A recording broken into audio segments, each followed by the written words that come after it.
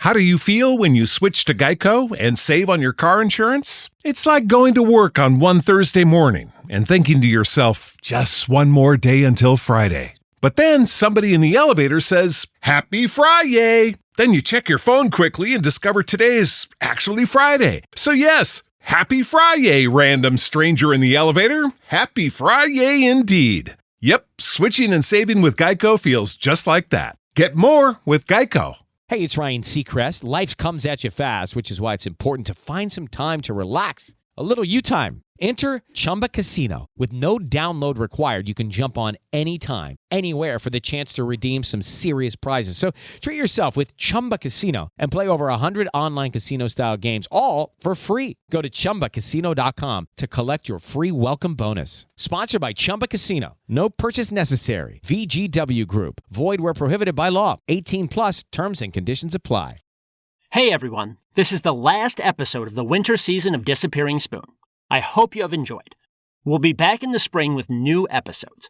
In the meantime, if you're craving some science history podcasts, check out the Distillations podcast through the Science History Institute. You can also go to patreon.com/disappearingspoon for bonus content about my podcasts. See you all in the spring.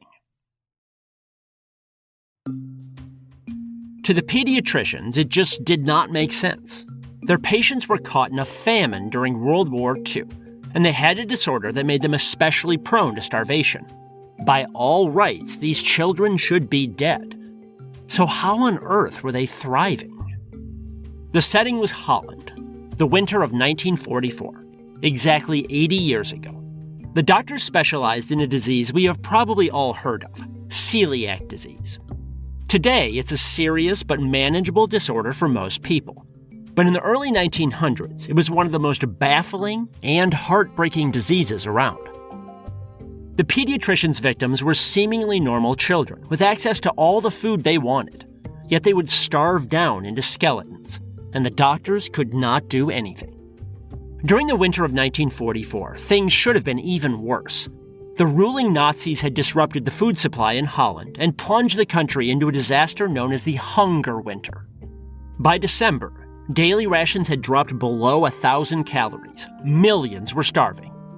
And yet, some of the already starving celiac children were gaining weight during a famine. How? For one doctor, however, the situation made sense. In fact, for Willam Dicke, the famine only confirmed his suspicions about celiac disease. Dicke's work would go on to save millions of children's lives. But this story is not just about him. It also highlights an uncomfortable fact that for all of the death and destruction, wars often benefit medicine tremendously.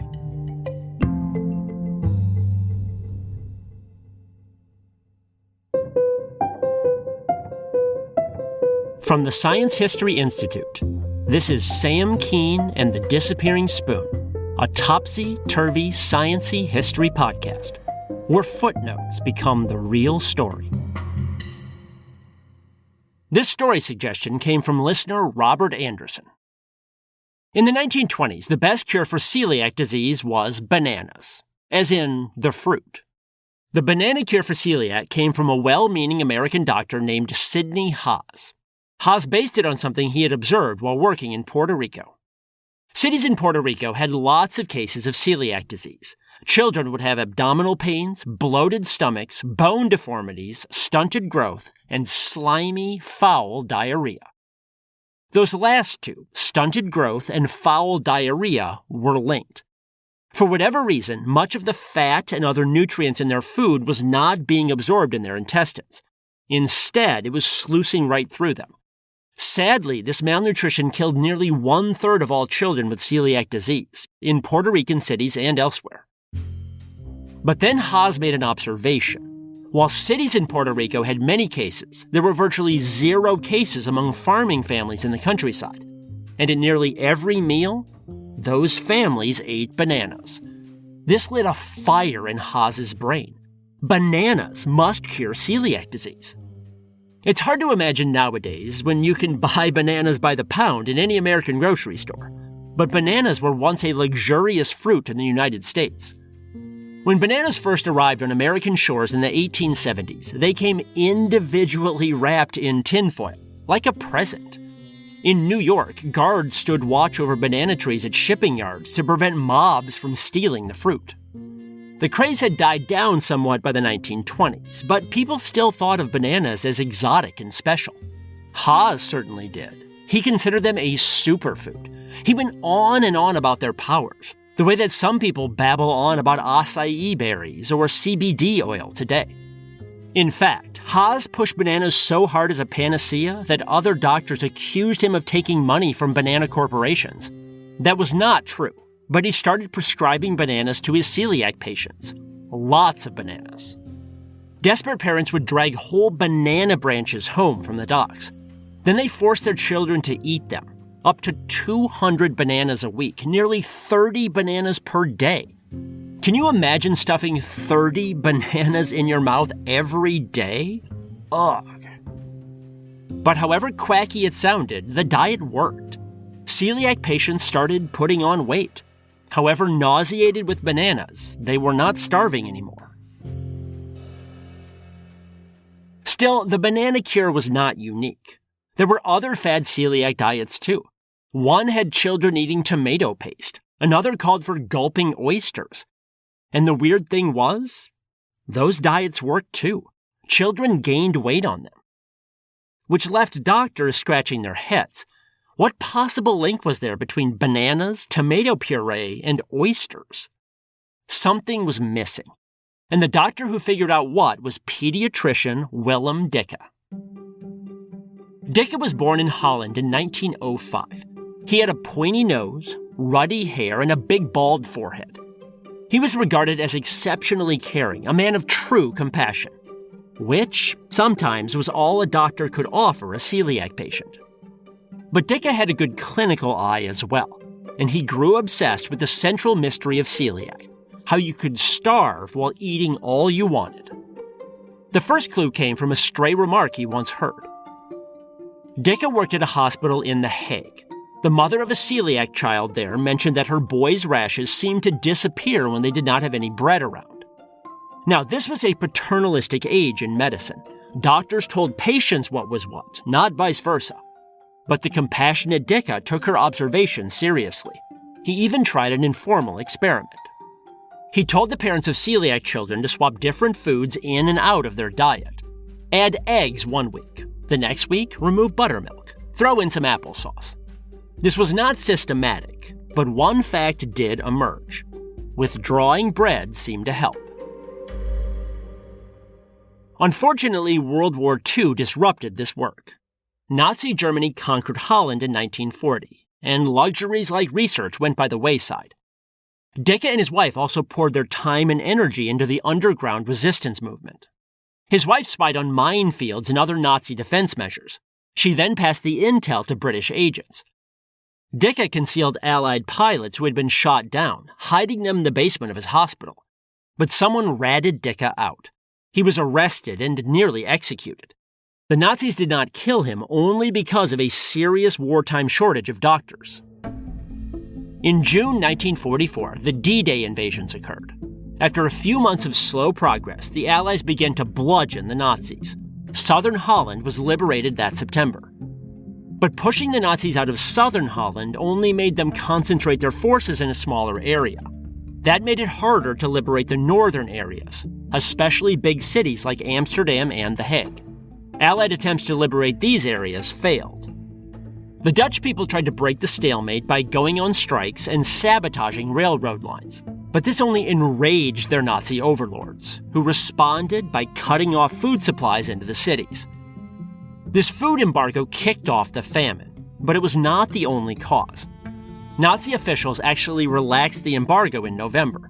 They refused to let the Dutch people near the railways anymore, but they did let them ship food in via barges. But relaxing the embargo barely helped.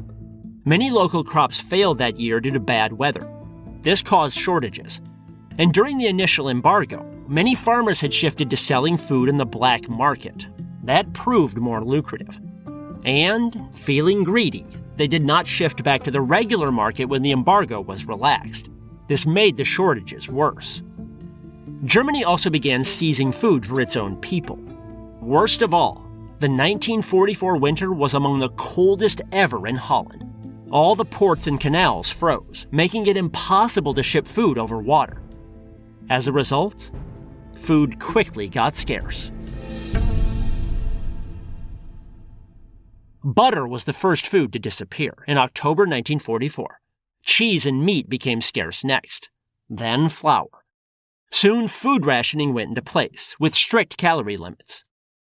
In December 1944, the ration dropped under 1,000 calories per day for adults. By March 1945, it dropped below 600, and it kept sinking.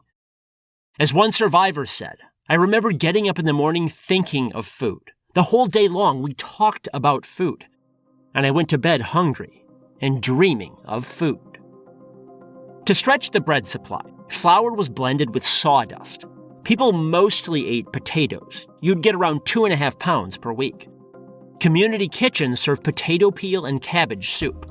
If someone spilled any soup, people often dropped to the ground and licked it off the dirt. Some people fled the city.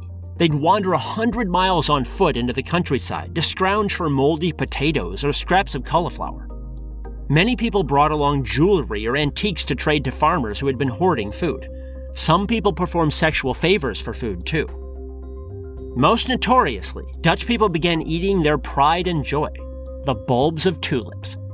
They would peel off the papery outer layer, then carve out the bitter yellow flower bud in the middle. The remainder of the bulb got blended into soups or shredded like cabbage. Some people baked them and ground them up into a sort of meatloaf, or tulip loaf, I guess. The future actress Audrey Hepburn and her family got caught in Holland during the Hongerwinter when she was 16 years old. She had to eat tulips to survive, as did many others. Overall, 20,000 Dutch people starved to death during that awful winter. But as crazy as it sounds, one group saw their survival rates increase during the famine: the celiac patients of Dr. Willam Dicke. Spark something uncommon this holiday season with just the right gift from Uncommon Goods. The busy holiday season is here, but Uncommon Goods makes it less stressful with incredible, hand-picked gifts that spark joy, wonder, and delight for everyone on your list. Uncommon Goods scours the globe for original, handmade, absolutely remarkable items. Science lovers can find the Experiment a Day Science Advent Calendar, or spinning topological globes of Mars and the Moon. There's periodic table-themed seasonings, petri dish earrings, and more. Plus, when you shop at Uncommon Goods, you are supporting artists and small independent businesses. Many of their products are made in small batches, so shop now before they sell out. To get 15% off your next gift, go to uncommongoods.com/spoon. That's uncommongoods.com/spoon for 15% off. Don't miss out on this limited time offer. Uncommon Goods. We're all out of the ordinary.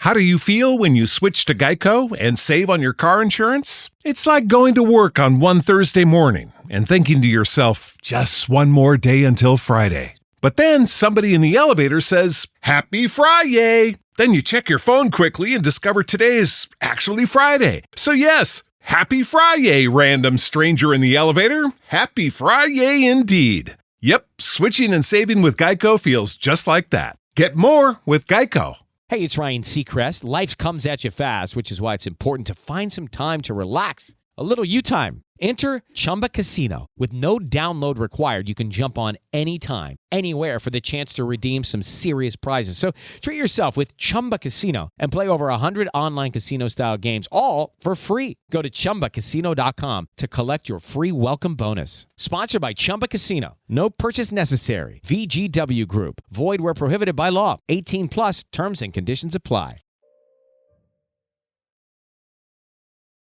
During the Dutch Hongerwinter, children got priority for food.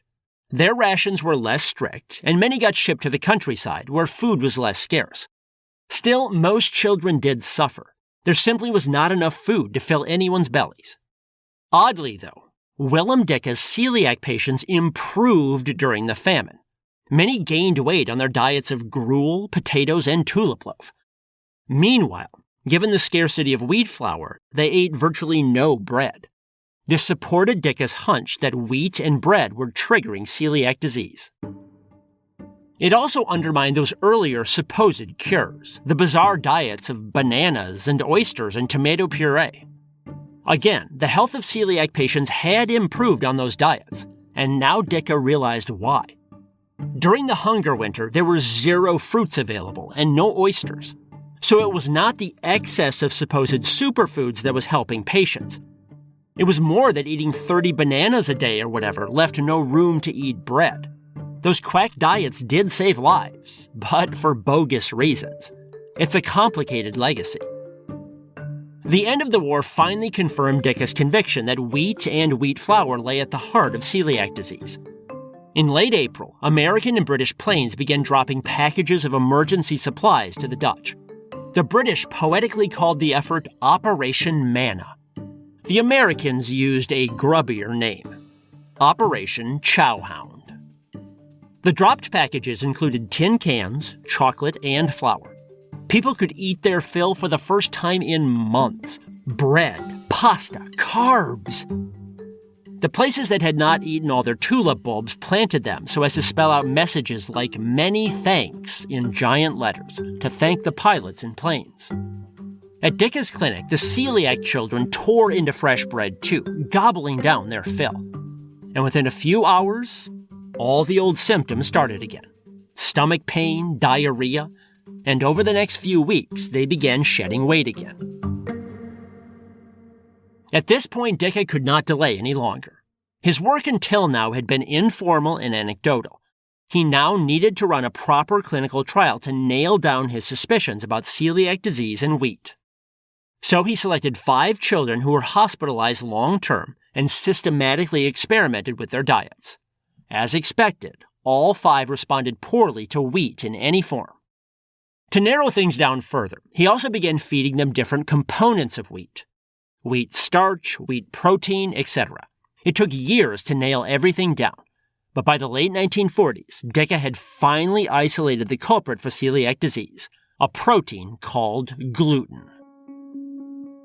Gluten is what makes flour elastic and easy to knead. Unfortunately, for some reason, it can also send the immune system into panic.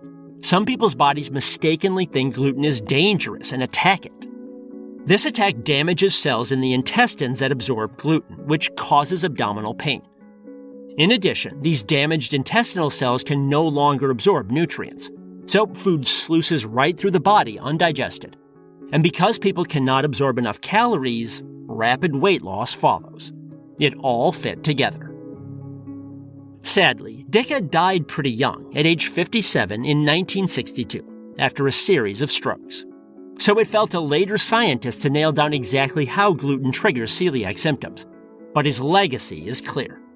The disease once killed thousands of children every year across the world in a ghastly way.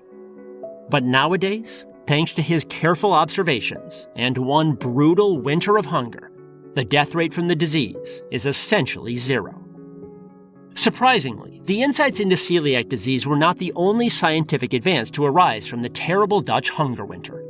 Another field that benefited was an offshoot of genetics called epigenetics.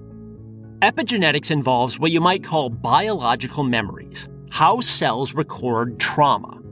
I put together a bonus episode about the Hongerwinter and epigenetics at patreon.com/disappearingspoon. Surprisingly, through epigenetics, some of this trauma proved to be multi-generational. That is, the grandchildren of men and women who suffered through the Hongerwinter were still feeling its effects a half-century later. It is incredible stuff. That's patreon.com/disappearingspoon. War and medicine have been uncomfortable handmaidens for a long time. Indeed, war often benefits medicine. Frankly, only during combat do doctors and surgeons see enough traumatic cases, and in a high enough volume, to figure out how to save people. They're forced to experiment and take risks. The U.S. Civil War introduced new types of bullets that shattered limbs. As a result, doctors got much better at amputating limbs and stopping hemorrhages. The Civil War also prompted great improvements in patient transport, anesthetics, and hospital hygiene. Similarly, modern nursing began with Florence Nightingale in the Crimean War in the 1850s, and the Franco-Prussian War of the 1870s proved once and for all the importance of vaccines. Later, the Russo-Japanese War in the early 1900s sparked important vision research, and World War I vastly improved the treatment of facial injuries. More recently, the Korean War, Vietnam War, and other conflicts have taught surgeons how to reconstruct mangled nerves and veins and reattach severed limbs instead of amputating them. Now, all of this can be unsettling. The realization that life-saving cures can spring from senseless death. But there's another way to look at things, too. Whether it's Dicke's work on celiac disease or new treatments for shattered limbs, good can emerge from evil. Obviously, no one dedicated to saving lives would prefer war. And in combat, the number of lives lost always exceeds the number saved, but only in the short term. Thanks to people like Dicke, in the long term, life wins.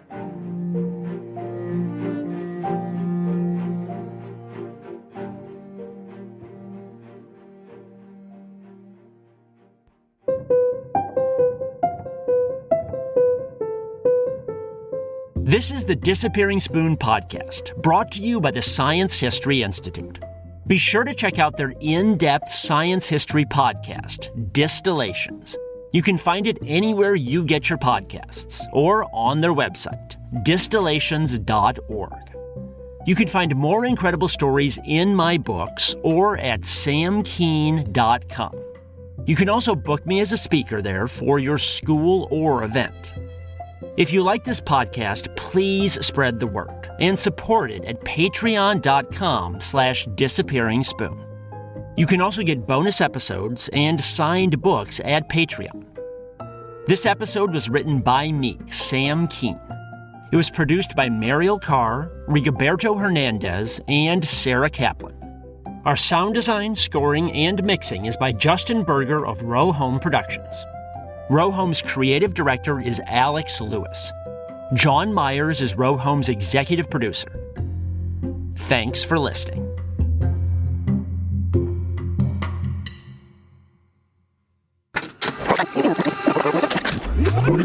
Row Home Productions.